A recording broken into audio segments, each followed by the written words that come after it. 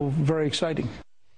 Former Speaker of the House Newt Gingrich getting ever so closer to formally announcing a run for the presidency, and we're back now with the panel. Well, you know, one of the few things that a candidate can control is how they get into a presidential race, and I don't think it's an overstatement to say that Newt Gingrich made a hash of it this week.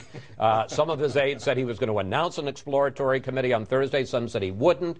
In fact, he announced a website. Chris, what do you make of the non-entry into the race by the non-candidate? Well, it could be part of a secret, brilliant strategy, but yes, on the cover, it's quite a hash and not the way you want to do it. And unfortunately for the former speaker, it reinforces a widely held concern about him in Republican circles, is that he is, as people say, brilliant but undisciplined.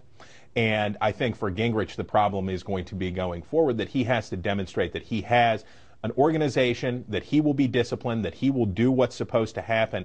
And what you saw this week was how quickly your message gets muddled and how quickly things get confused. Nina, I think that we do all agree that Gingrich, whether you like or agree or disagree with him, is one of the most brilliant men in American politics.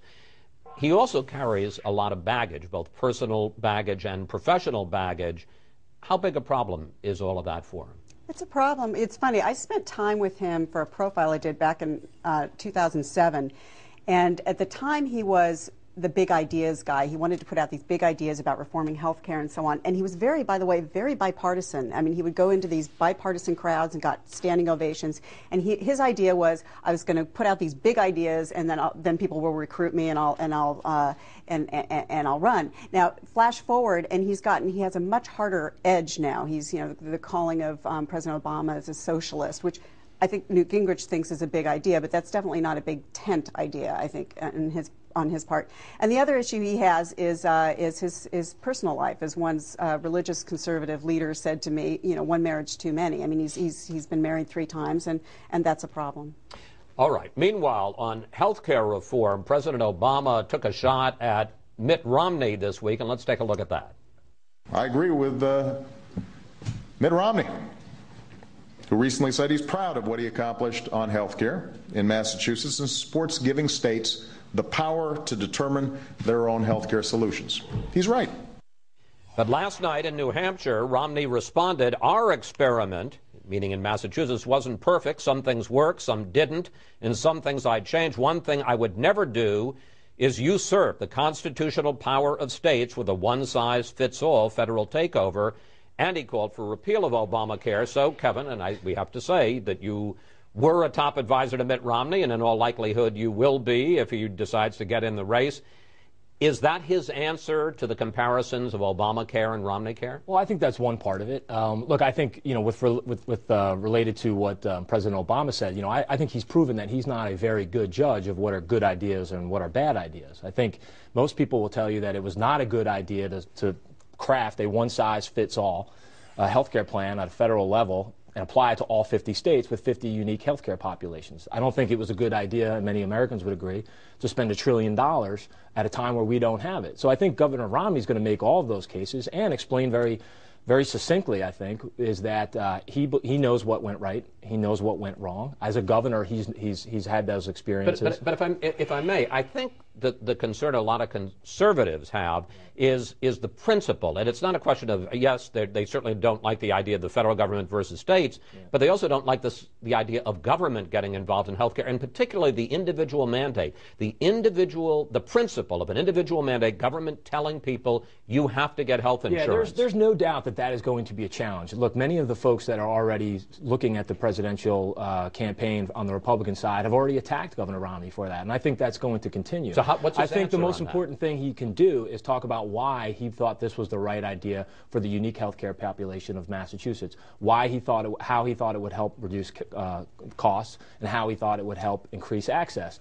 So I think if you leave that as a unique debate about what he did in Massachusetts, and then talk about what he would do on a federal level and how he wouldn't pursue that sort of one-size-fits-all approach for 50 states, then I think people will recognize that he's somebody who has an incredible command of the issue of health care. He knows what went right and he knows what went wrong, and that's going to make him, I think, a valuable person for the debate on the Republican side. Juan.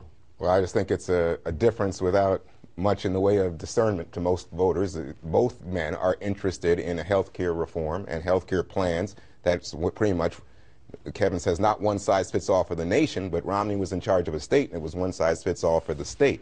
I think the problem for Romney also speaks to the conservative base. That Gingrich, can go out there as the idea man and say, oh, I had this idea, and I was the one who reclaimed Congress after a Democratic hold for 4 decades. But, the problem with someone like Gingrich is lack of discipline, as you were saying. He appeals, though, to that conservative base in some way. But with Romney, you have to start looking at flip-flops on abortion, immigration. A lot of those issues just pop up, and people are saying, well, is this a guy, even though he's the front runner, that really holds the conservative flag in some passionate way against Obama? And I just wonder if that's true. I think where I disagree is that many folks who are offering an absolute analysis about this issue as it relates to the race think it's going to be the only issue. And I don't think it's going to be the only issue. I think the main issue everybody's going to be asking themselves is, who's going to run this country right? Who's going to get the economy going? And I think he has an incredible argument to make to the Republican electorate and a national electorate, when that happens. Well, okay, and I want to move on, excuse me, but I want to move on to some of the other candidates, because one of the interesting questions this year is who is actually going to run. And let's put up 4 of the question marks, 4 potential candidates: Huckabee, Palin, Barber, Mitch Daniels.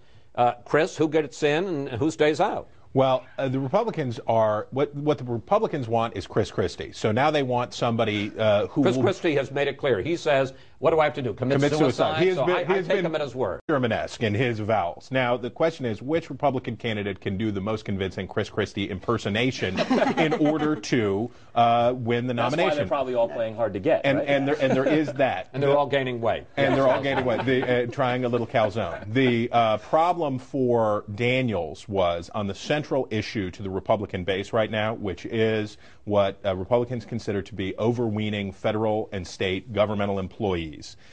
Mitch Daniels botched it. On the first day when the Indiana Democrats walked out of the legislature in the House, he offered conciliatory words at a time when Republicans wanted to hear thundering denunciations. Yeah, but that was private employees. He had actually taken away the public employees' rights 6 years ago. And he has a strong track record on it, but it was a PR botch, and that he tried very hard in successive days to recover. A very telling statement that Daniels made that was recapitulated to me from an advisor of his was basically this: if his agenda in Indiana precludes him from running for president, so be it. And okay, I think that's a strong sign. We're going to run out of out. time. Huckabee, Palin, Barber, Daniels, who gets in, who stays out? Barber in. I believe the signs are all pointing towards a Barber run.